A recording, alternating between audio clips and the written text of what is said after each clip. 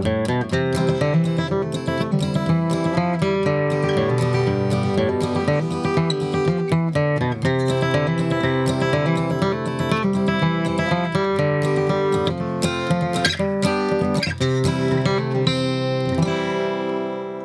back to the Mildew Twang Outdoors podcast, where we chronicle our time spent in the Delta, the swamps, the piney woods, and beyond.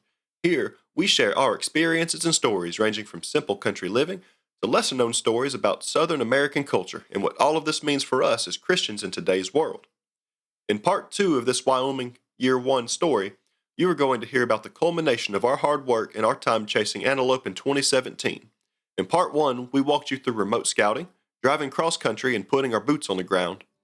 You are in for a treat as we talk about our kills and discuss the high points of staying in a little place called Lusk, Wyoming.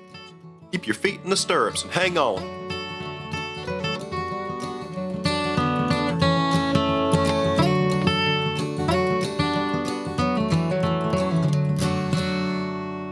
I was in high school, and my good buddy Andrew was in history class with me.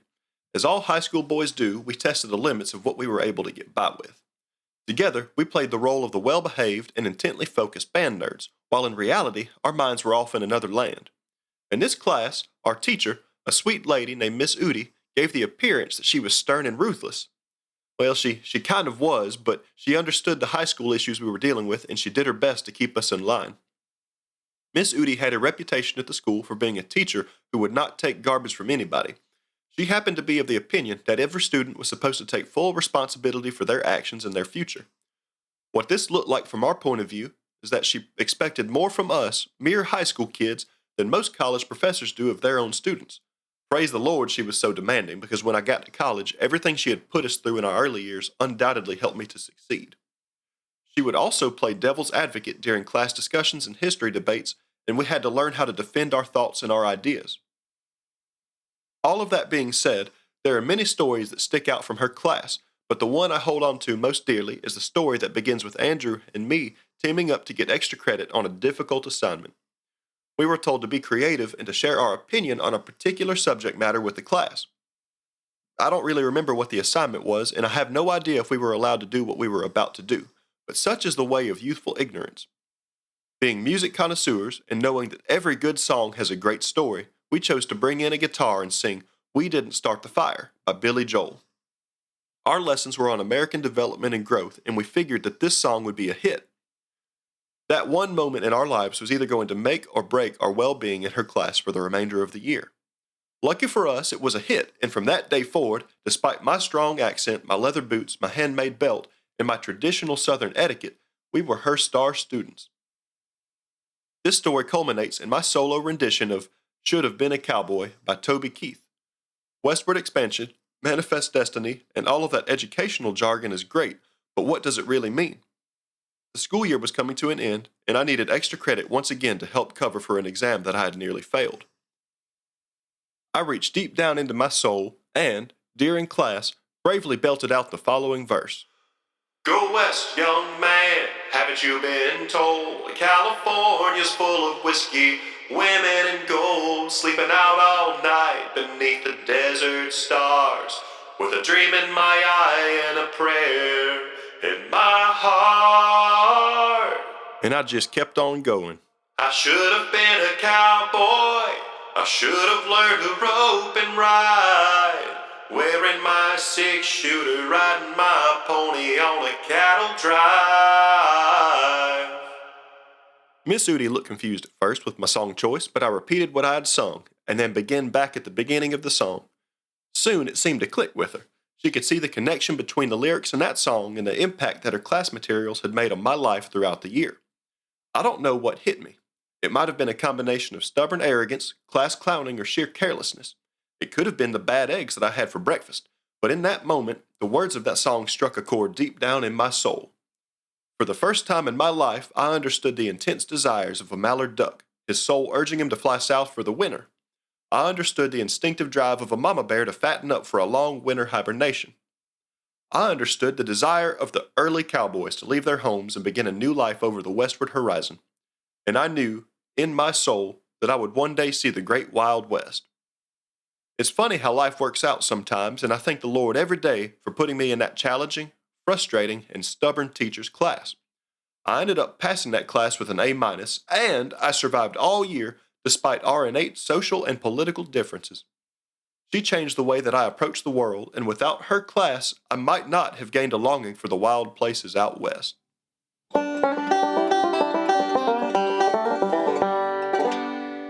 We arose an hour and a half before shooting light so that we could make the drive back up to the BLM land we had scouted the night before.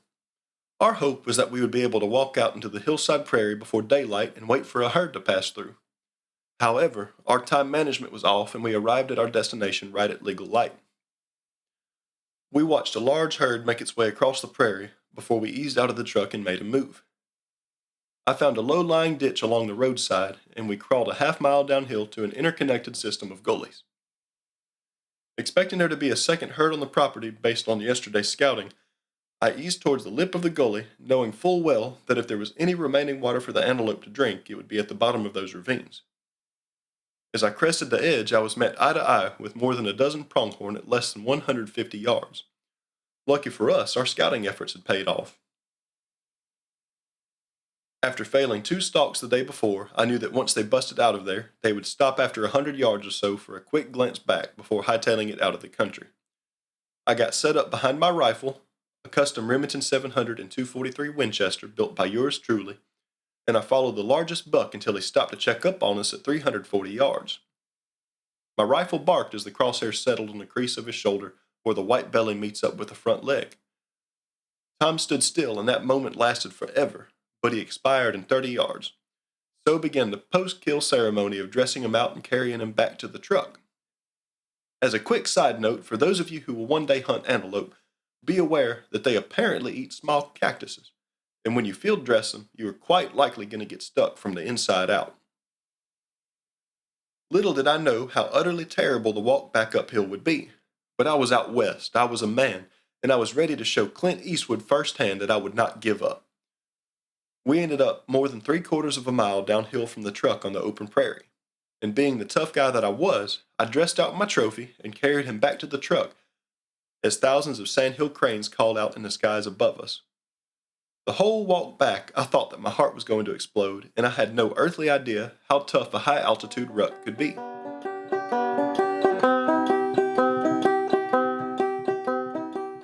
I just finished telling the story about my antelope and all of the mess that we went through to bring him back uphill to the truck, but I don't think that I had enough information in my own head to tell about yours and write it out and give it justice. Can you tell me about killing your antelope and how that played out? Yeah, real quick though, you said the mess we had getting back to the truck. If you remember that day, I was sick as a dog, and I didn't have a mess getting back to the truck because I think you carried the thing the whole way. Yeah, that I Uh, know. I knew you were sick. I remember watching you walk back up to the hill. I said, "Hey, I've got this. I can carry him out." But goodness gracious, I should have eaten my own words at that point because I went from I went from being a man enjoying how beautiful the morning was with the. I know I mentioned the cranes, how beautiful it was watching the cranes fly, listening to them, to wanting my feet to fall off before I got 200 yards from where I killed the thing. But oh, it was good. yeah, and it's really sad because you mentioned earlier how you have trouble judging distances out there, and we're standing there where you shot the antelope, looking at the truck, thinking that it's not that far, and then you start walking and walking and walking, and it's a whole lot further than you thought. But Oh, anyway, back to mine. You know, I was sick as a dog. I don't know if I had the flu or what I had, but I felt awful. I couldn't hardly breathe. I'm coughing up storm, sneezing, all that good stuff. And you we had your antelope in back of the truck, and so we drove up higher on the hill. I can't really call it a mountain. Maybe it's a foothill. But anyway, we drove up there, and I just wanted to sit in the truck for a little while and watch. And I believe you spotted the buck I shot coming down the hill, and he was doing what we thought he was going to do. He was going from private to public, and we kind of watched him for a minute. He went under this little draw, and then he came back up and ducked under a chain link fence, and we drove down towards him, and I guess we probably got within 150 yards of him and stopped and jumped out of the truck, and he kept walking, and I think I shot a deer 243, didn't I? Yeah, you did. I think we got the scope data, that scope dope, and situated all of that stuff for you. And Well, yeah, we were doing that while we were moving. We probably walked 100 yards from the truck towards the antelope, and again he was steadily walking, and I finally just had to drop down and shoot. I laid down on the ground and used a little tripod on the front of that rifle, and he was quartering away from us, so I held right behind that front shoulder and squeezed, and the gun went off, and then it seemed like 5 seconds later he folded up like a rag. Um, it was a lot of fun.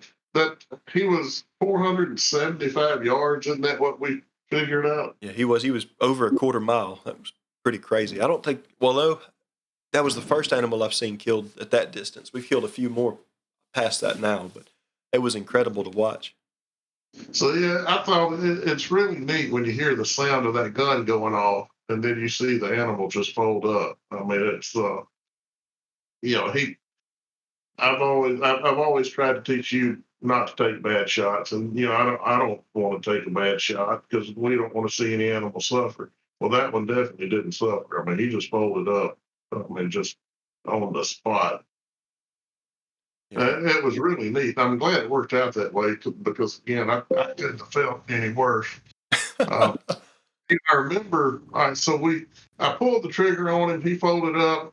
You and I high fived each other, and we're walking back to the truck, and we see another truck come by. And I shot when I killed my antelope. He may have been 50 yards from the road. He was leaving. He was walking towards the road. There was a bend in the road that he was walking towards, and I like that too because it made it easy for us to go retrieve it. But that truck, obviously, they saw him and they stopped and they start walking towards him with their rifles in hand. And I'm thinking, oh heck no, no, I'm, I'm not going to let you take my antelope. And obviously, I guess they knew that he was ours and we had shot, and so they went out and looked at him. And about that time, we pulled up behind them, and they came back and congratulated us. But they had actually paid one of those private landowners, I think, $500 a piece to hunt antelope on the private property, while you and I were hunting the same antelope on the public property. yeah. We learned pretty quick that those antelope they would jump. It was almost like the corners they weren't touching, but the two corners diagonally. You drew a straight line from one to the other. Those antelope would cross between those corners, right over that private, or yeah, that right over that public land. I can't talk. Yeah, those antelope would cross from corner to corner, from private to private, back to that public land, and we would catch them crossing pretty much in the open prairie. I mean, they weren't far off the road, but they weren't on it long enough to be able to put a good stalk on them unless you were already set up.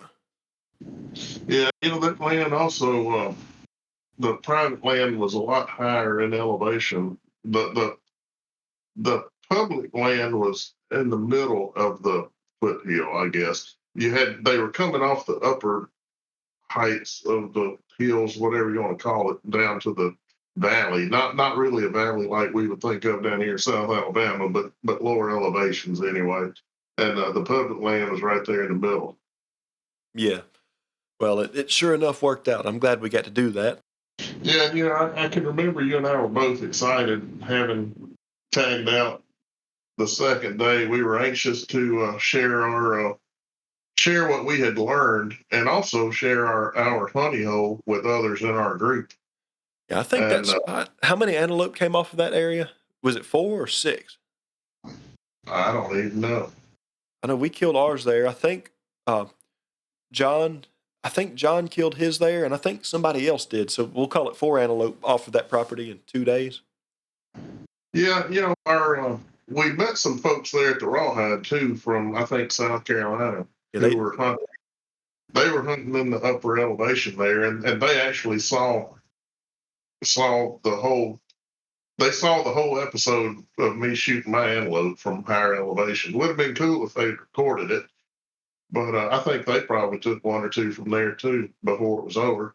I think they did. So yeah, we'll call it 6 in a matter of 3 or 4 days off that one piece of ground. So yeah, you did a good job scouting. Well, you did too. It was a lot of fun. I know we've talked a little bit about our hunting. We've talked a lot about it, really. But what we haven't talked much on is Lusk. I know we said the people were hospitable earlier and we had good food. But is there anything specific about the town that you remember? I know we've been back 2 additional times, so we sure enough know that it made an impression on us. Oh yeah, it was great. We stayed anytime you go into Wyoming, you want to stay in a neat place, and this place was called the Rawhide Motel. How could you go wrong staying in some place called the Rawhide Motel? But anyway, I called out there, talked to Doug Greenway, I believe was his name. Who he owned the hotel at that time. I believe it's under new ownership now, but uh, he was more than hospitable. I think we booked, I don't know, 10 or 12 hotel rooms. And he told us we could cook in the parking lot. I mean, they didn't care if we skinned these animals out in the parking lot. I mean, we just had to run to the place. um, we got there on a Sunday, and there are not a lot of places to eat there in Lusk. There's probably 3 or 4. One of them's a Subway. But we decided to eat at the local pub, who it was well known for having great hamburgers. And man, I'm coughing. Anyway, we decided to eat at the pub on that Sunday night, and we called them, let them know we were coming, and they rolled out the red carpet for us too. Dad, is there anything else that you want everybody to know about Lusk, or any conclusion that you'd like to draw about this? Well, now, if I ever got to go back to Wyoming, I would be more than happy to go back to Lusk because the people there are great, the accommodations are great. I mean, it's not a 5-star, but we were out there when we got there. The temperature was 70 degrees. When we left, the temperature was about 15. The hotel was perfect, though. Regardless of the weather outside, the hotel was fantastic. The food there was delicious. We cooked our own food. We invited the locals. We had a big shrimp boil one night, and a lot of the locals came out and ate dinner with us. We just had a great time. We sure did, and I wouldn't have traded it for the world. Is there anything particular about antelope hunting that keeps you coming back? Well, antelope hunting in Wyoming is like squirrel hunting in Alabama. They're all over the place. You just have to be at the right place at the right time. But that's not overly difficult to do, even if you are hunting on public property without a guide. You just put the time and effort in. Squirrel hunting, you find an oak tree, you're gonna find squirrels. Antelope hunting, you find food and water, you're gonna find antelope. So yeah, it was a great time. I can't wait to get back out there again. I can't either. We went back 2 times after that first year, and we're planning to go again this October. It's an amazing time, and I would encourage anybody who is on the fence about taking a trip out west to look at Wyoming and the antelope opportunities that are available. And Dad, I want to thank you personally for the time you've taken to tell your story on this podcast with me, and I can't wait to share another show with you.